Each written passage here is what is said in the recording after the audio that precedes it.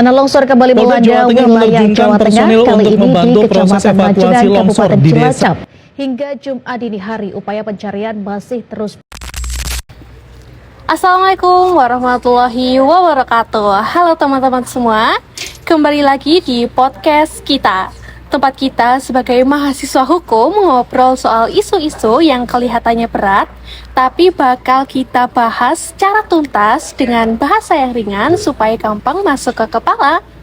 Nah, hari ini kita bakal masuk nih ke topik yang sangat relevan sama mata kuliah kita, yaitu mata kuliah hukum lingkungan. Nah, di sini kita bakal bahas mengenai bencana longsor di wilayah Cilacap pada tahun 2025 kemarin. Nah, kenapa nih pembahasan kali ini itu kita anggap penting? Karena kejadian ini bukan cuma bencana alam biasa. Jadi ada aspek lingkungannya, aspek tata ruang, bahkan sampai aspek hukum yang sebenarnya bisa banget nih kita bedah lebih dalam. Nah, aku di sini Prasasti Bening Nurani sebagai host podcast kita, ditemani dengan 3 temanku nih yang bakal bantu ngupas isu ini secara mendalam dari perspektif mahasiswa tentunya. Di sini ada Kak Natasha, Kak Regita, dan juga Kak Maulida. Gimana nih teman-teman semua, sudah siap ngobrol panjang belum nih? Halo Kak Bening, halo semuanya. Jadi yang lagi dengerin podcast kita juga siap banget ya. Sebagai orang Cilacap, mungkin aku nggak terdampak langsung di kejadian ini, tapi tuh kejadian ini sangat ngena banget bagi aku, apalagi di warga Cilacap ya. Soalnya banyak warga yang masih satu kabupaten sama aku. Kemudian banyak juga yang jadi korban. Ini pembahasan ini itu sangat penting banget bagi aku. Halo semuanya, aku di sini excited banget untuk mata kuliah hukum lingkungan ini karena dari kasus ini itu sangat kaya banget karena banyak lapisan yang harus kita bahas, mulai dari perubahan iklim, mitigasi sampai penataan ruang. Kalau mungkin aku suka banget nih join podcast ini ya gitu. Ya mungkin memang kita itu bukan cuma bahas aja sih, kalau menurutku kita juga perlu melihat apa yang sebenarnya itu terjadi gitu kan. Terus dan kenapa sih itu kok bisa terjadi, itu penting tuh. Dan nggak lupa kita juga harus bahas gimana yang seharusnya hukum lingkungan itu bekerja. Jadi kita bakal nih mikir-mikir bareng, kritik bareng, dan belajar bareng sama-sama. Seperti itu sih. Oke, ini mulai menarik banget nih kalau mau dibahas.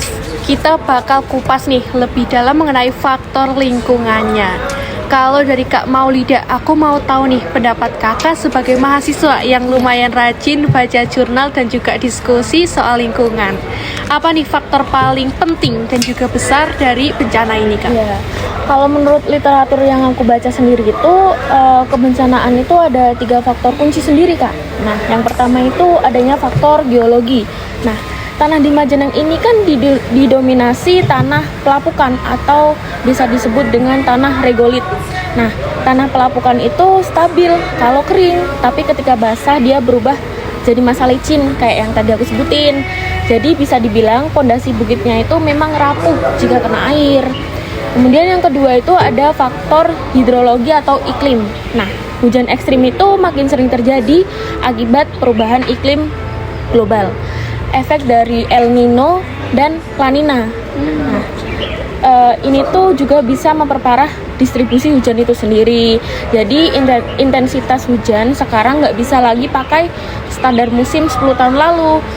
Ini tuh masalah sistemik. Kemudian yang terakhir itu adanya faktor vegetasi dan land use. Nah, banyak bukit itu yang tadinya punya pepohonan yang asri, terus diganti sama pemukiman. Adanya pembukaan lahan lah, dibuat perumahan. Jadi kan vegetasinya tuh hilang. Jadi vegetasi itu hilang sendiri, maka akarnya kan hilang. Dan tanah itu sendiri tuh kehilangan penahannya. Jadi ketika longsor itu terjadi nggak ada yang nahan, jadi langsung dari atas aja Kak ngalir gitu loh. Mungkin kalau dari aku sendiri nih ya, mungkin yang banyak banget diabaikan nih, yang sering diabaikan itu ada drainase alami gitu. Sistem penyerapan alami di daerah bukit itu tuh kan unik ya, perlu kita tahu itu unik. Begitu ada pemukiman, jalan setapak, pembukaan lahan, aliran air berubah gitu. Terus air yang harusnya menyebar jadi terkonsentrasi gitu di satu jalur gitu kan. Jadi bikin tekanan air di bawah pemukiman itu lebih besar. Jadi pemukiman yang di bawah itu pun bakal harusnya tuh lebih waspada gitu. Kalau misalnya dari atas itu sudah jadi satu aliran gitu.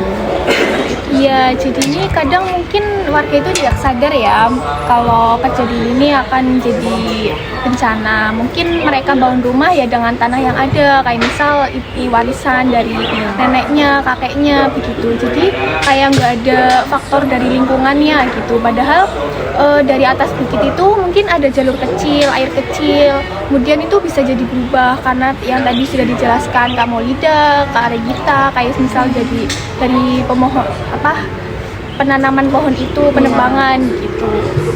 Oke, kalau tadi kita bahas nih dari literatur-literatur yang udah dipelajari, sebenarnya tuh ada aspek ketidaksiapan ruang ya di daerah itu sebenarnya. Kalau menurutku sih iya banget Kak, karena ini tuh nanti harusnya tuh masuk ke aspek hukum lingkungan juga sih menurutku, karena sangat cocok.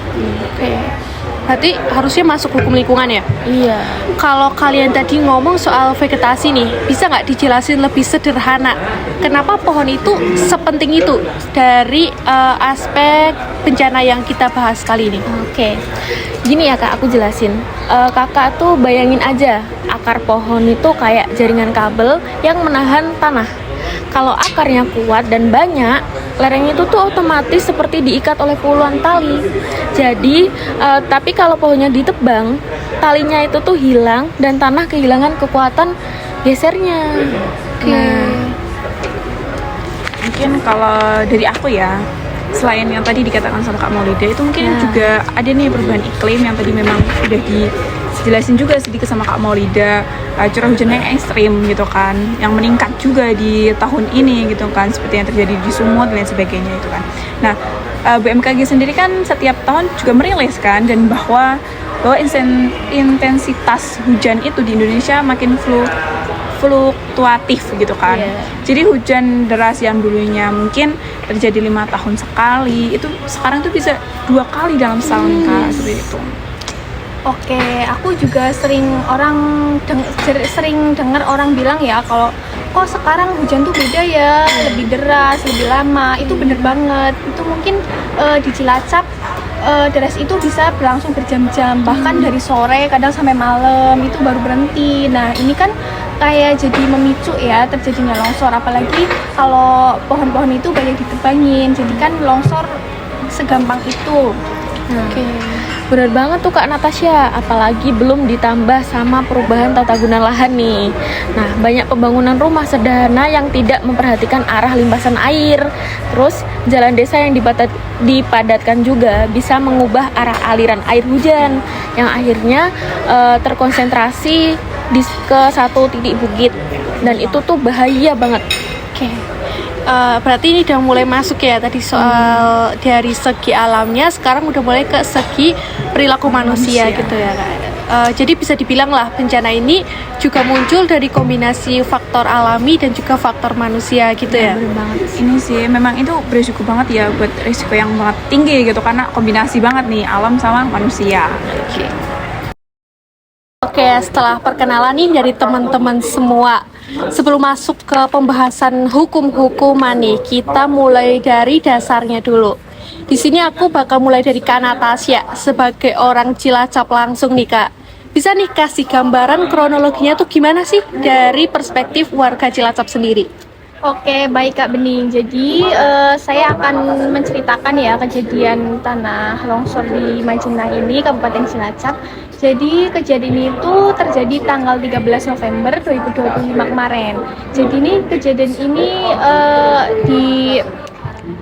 di pada malam hari, dari sore itu kayak hujan terus, kemudian dalam waktu pagi kemudian itu banyak di grup keluarga, grup WhatsApp, di info kejadian Cilacap juga itu banyak banget kayak kejadian ini tanahnya longsor gitu. Bahkan banyak juga warga yang ngirimin kalau foto rumahnya udah roboh, udah tertimbun tanah begitu. Terus juga banyak cerita warga kalau ada keluarganya yang kehilangan, ada juga yang ayahnya di Jakarta tiba-tiba dikabarin kalau anak dan istrinya itu sudah meninggal gitu. Walaupun aku nggak tinggal di Cilacap ya Kak, jadi tuh ini sangat ngena banget bagi aku, kayak kerasa banget gitu, apalagi itu di daerahku sendiri. Mungkin udah aku baca-baca di infonya di banyak-banyak berita itu kelihatannya ini bukan cuma sekedar hujan aja gitu, pasti ada faktor lain atau mungkin tanahnya yang gimana begitu. Oke, sedih ya Kak sebagai orang Cilacap karena juga tanah kelahiran ya. Menurut aku ini mulai menarik untuk dibahas nih. Kalau dari Kak Regita sama Kak Maulida nih, kalian berdua kan udah sempat nih bahas dan juga diskusi masalah ini. Sebenarnya kalau secara lingkungan itu gimana nih penjelasan soal longsor ini? Ya, kalau menurut aku sendiri sih, yang pertama itu kita itu harus lihat dari konteks ekologisnya sendiri. Nah, daerah Majenang ini itu topografinya itu berbukit dan lerengnya itu cukup curam. Jadi di geografi lingkungan, area seperti itu tuh memang rawan longsor dan bahkan tanpa hujan ekstrim. Nah, kemarin kan sebelum longsor sempat terjadi hujan ekstrim yang intensitasnya tinggi banget selama beberapa hari. Nah, tanah di sana itu jadi jenuh air dan tanah pelepukan menyerap air sampai batas maksimal. Jadi tanah tersebut itu mulai kehilangan daya ikatnya, dan ketika daya ikat turun, gravitasi itu tinggal narik tanahnya ke bawah, makanya bisa terjadi longsor. Seperti itu.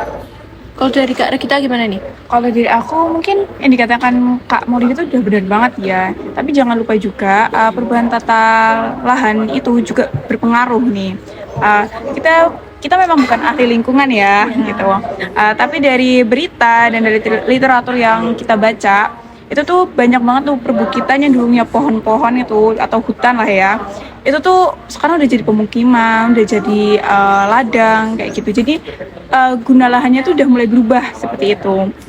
Dan pohon-pohon yang memang fungsinya yang kita tahu adalah sebagai jangkar untuk biar menahan tanah gitu kan ya, itu tuh udah berubah gitu Kak, udah nggak ada fungsinya lagi kayak gitu. Jadi tanpa pohon tanah itu bakal jadi lebih berisiko bergerak seperti itu. Nah, iya banget tuh. Kalau menurut aku, kalau bencana ini tuh dibilang sebagai bencana alam tuh menurut aku kurang tepat. Karena ada bencana alamnya, tapi ada juga bencana manusianya. Karena seperti yang tadi diomongin sama Kak Regita, karena adanya faktor perubahan lahan lah, terus kurangnya pemetaan rawan dan minimnya vegetasi penahanan di lereng tersebut. Oke, jadi ini sebenarnya bukan cuma soal bencana alam ya, ternyata ada sedikit masuk-masuk dari tingkah laku manusia juga, seperti itu ya. Ya, betul banget Kak Bening. Jadi ini warga itu nggak tahu kan, warga itu mikirnya oh ini karena hujan besar, padahal kan banyak faktor-faktor kayak penebangan pohon atau mungkin lahan-lahan yang tanahnya sudah cukup rentan banget. Oke. Kalau dari Kak Natasha nih, sebenarnya sebelum kejadian itu di daerahmu nih pernah ada tanda-tanda nggak sih kalau wilayah itu sebenarnya rawan longsor? Kan kadang ada nih warga suka dapat firasat dari perubahan di lingkungan sekitar gitu Kak Natasha. Sebenarnya ada nggak sih? Oke, jadi ini sebenarnya ada ya Kak. Jadi warga itu nggak sadar kalau misal itu tuh akibatnya terjadi bencana kayak kemarin. Kalau misal contohnya itu ada tanah retakan kecil gitu. Kemudian ada itu juga aliran air yang berubah. Kalau misal awalnya tuh sedikit kok tiba-tiba melebar gitu. Atau mungkin ada suara gemertak kecil di malam hari itu. Warga tidak menyadari kalau itu ternyata ada bencana gitu. Tapi karena mungkin kita sudah terbiasa tinggal di sana kan kayak itu mewajarkan hal-hal kejadian tersebut gitu. Mungkin warga itu menganggap hal-hal biasa, itu mah hal biasa, udah terbiasa, padahal itu mungkin yang perlu diwaspadai oleh masyarakat itu. Nah, selain itu juga ada warga juga cerita kalau beberapa bulan sebelumnya itu pohonan yang bagian atas bukit itu sering ditebang, bahkan yang sebelumnya itu buat mungkin pohon itu kan buat menopang air ya. Nah, tiba-tiba itu banyak yang ditebang-tebang, itu kan jadi memudahkan untuk bencana itu longsor gitu. Nah, bener banget sih kata Kak Natasha tadi, penebangan itu tuh penting banget buat dicatat karena dalam studi geologi lingkungan, ketika vegetasi berkurang, maka tanah kehilangan struktur pengikatnya. Nah, bahkan satu area kecil yang gundul bisa memicu instabilitas di seluruh lereng tersebut. Makanya aku sempat baca nih data geologi di Cilacap sendiri, khususnya di daerah Majenang. Nah, itu tuh punya lapisan tanah yang beda dari yang lain gitu loh Kak. Nah, disebutnya itu clay shell. Nah, ini tuh jenis tanah yang kalau kering itu keras banget, dan kalau basah dia tuh ngembang dan jadi licin banget. Kalau itu perlu dicatat juga ya, gitu.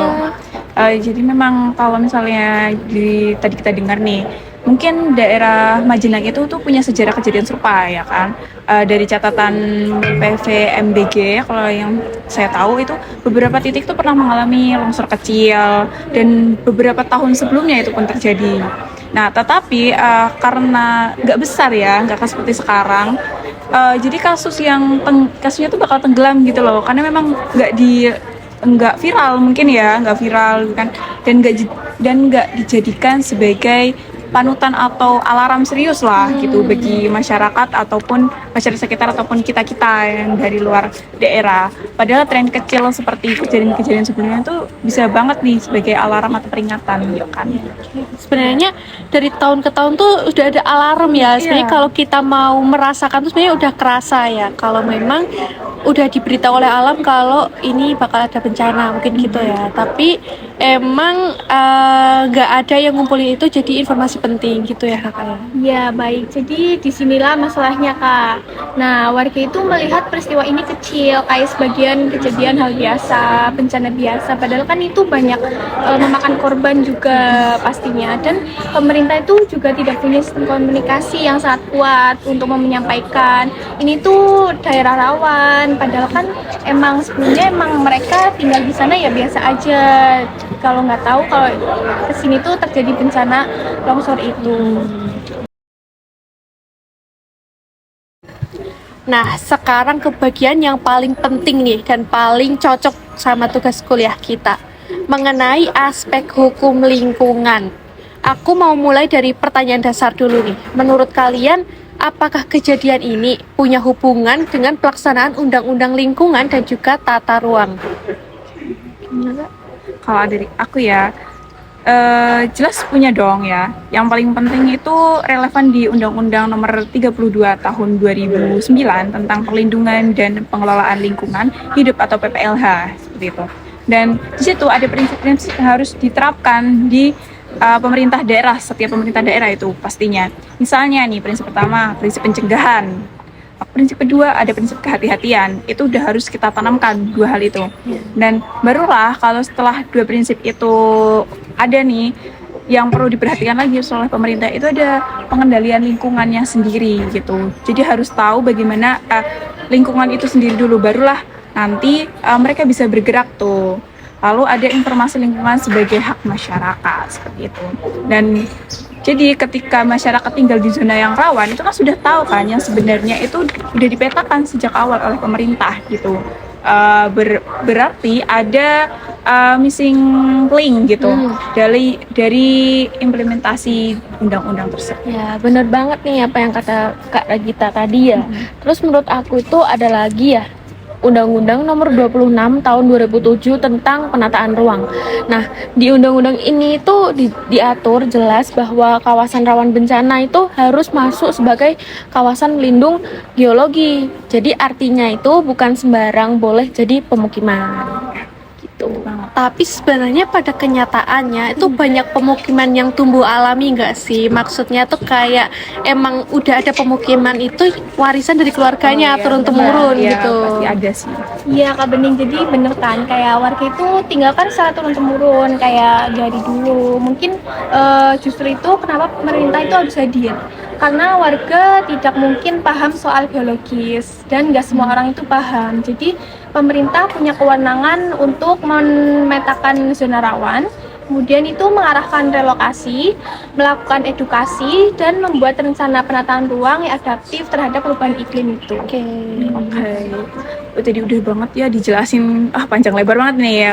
Aku sih cuma nambahin sedikit ya. Belum lagi kan kewajiban membuat KLHS ya, itu kan penting gitu kan. Atau biasanya kita sebut kajian lingkungan hidup strategis gitu. Dan kalau misalnya dari itu udah kita lihat nih KLHS itu wajib. Jadi kebijakan tata ruang dari daerah tersebut itu bukan hal opsional dong pastinya. Itu hal wajib, itu harus ada untuk memastikan bahwa arah pembangunan tidak mengancam kesejahteraan dan keselamatan warganya itu sih. Nah, ada tambahan dikit nih dari aku. KLHS itu tuh bukan cuma dokumen formalitas saja, tapi harus mencakup peta rawan bencana itu sendiri dan analisis kapasitas lingkungan itu dan rekomendasi pengelolaan resiko sendiri. Oke. Jadi kalau misalnya nih daerah itu nggak punya pemetaan rawan longsor yang jelas, bisa dikatakan ada kekosongan dong implementasi hukum lingkungan di daerah itu. Gimana? Ya, tepat sekali sih. Oke, kalau dari aspek hukum nih, apa yang paling sering dilanggar atau nggak diterapkan? Dilihat dari acuan kasus kita nih. Kalau menurut aku sendiri sih yang paling sering itu penyusunan dari RT RW sendiri yang tidak berbasis resiko, karena ada daerah yang seharusnya berstatus kawasan lindung geologi tapi tetap digunakan untuk pemukiman karena alasan ekonomi atau sosial. Jadi di pasal 7 Undang-Undang Penataan Ruang sendiri itu udah menegaskan loh bahwasanya ruang itu harus direncanakan berdasarkan daya dukung dan daya tampung lingkungan sendiri. Mungkin terus kalau misalnya dari undang-undang udah diceritakan ya, ada nih soal AMDAL yang pasti udah pada tahu kan. Meski pembangunan di daerah berbukitan itu akan selalu wajib AMDAL, harusnya ada kajian teknis minimalnya dulu. Tapi praktiknya banyak warga atau bahkan pemerintah desa itu nggak punya akses terhadap kajian tersebut. Dokumen tata ruang juga seringkali tidak disosialisasikan. Bener banget sih. Kalau dari kasus ini kesannya jadi kayak aturannya tuh ada, tapi nggak ada yang efek ke lapangan gitu ya Kak ya? Iya bener Kak Bening. Jadi ini bukan hanya warga Cilacap ya.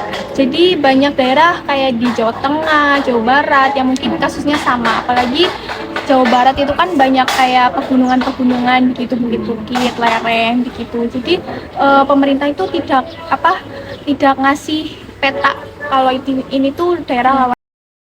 Oke, kalau bicara soal tanggung jawab nih sekarang, sebenarnya itu siapa sih yang paling punya peran dalam pencegahan resiko longsor di daerah seperti Cilacap ini Kak? Menurutku ya Kak Bening, jadi secara hukum itu pemerintah daerah. Jadi kayak pemerintah daerah itu harus bertanggung jawab atas lingkungan-lingkungan di daerahnya gitu. Menurut pasal 63 Undang-Undang PPLH yang tadi sudah dijelaskan, kan itu mengatur bahwa pemerintah daerah itu wajib menyiapkan informasi lingkungan, melakukan mitigasi, melakukan pengawasan, dan memastikan masyarakat tahu risiko lingkungan. Jadi itu pemerintah harus mengasih tahu ke masyarakat kalau misal ini tuh lingkungannya bagaimana, aman apa enggak bagi masyarakat sekitar gitu. Oke.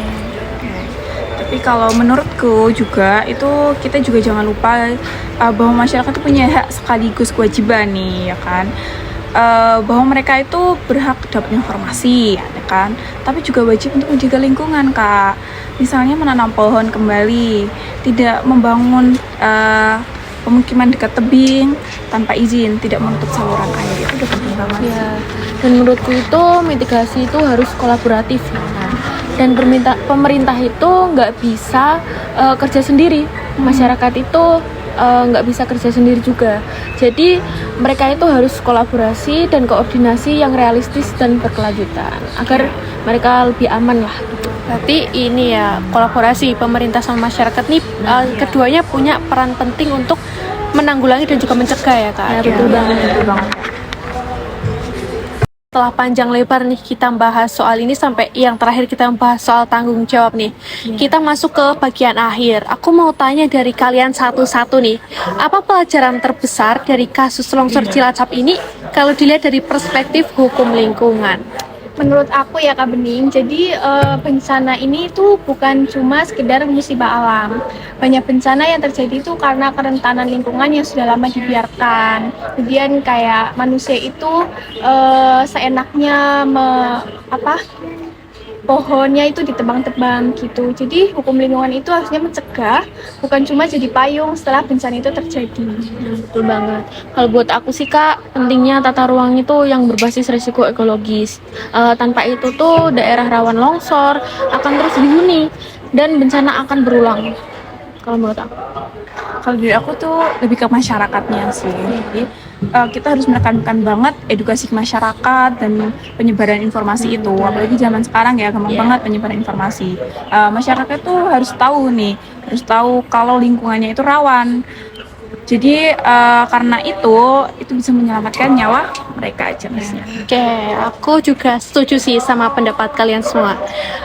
Oke nih teman-teman semua, dari obrolan panjang kita hari ini, semoga nih materi ini bisa bantu kalian semua untuk lebih memahami dan juga mengenali permasalahan lingkungan. Jadi tidak lupa juga kita sampaikan doa dan juga simpati untuk teman-teman semua yang sedang terdampak musibah alam, entah itu di Cilacap, Sumatera, dan juga daerah lainnya. Semoga kita bisa segera terselesaikan, dan juga teman-teman yang sedang menyaksikan juga jangan lupa untuk tetap menjaga lingkungan hidup kita, karena apa yang kita beri ke alam itu juga yang akan alam beri ke kita. Terima kasih kepada kakak-kakak semua dan juga pemirsa yang sudah menonton podcast kita pada hari ini. Sampai jumpa di episode selanjutnya. Sekian dari kami. Wassalamualaikum warahmatullahi wabarakatuh.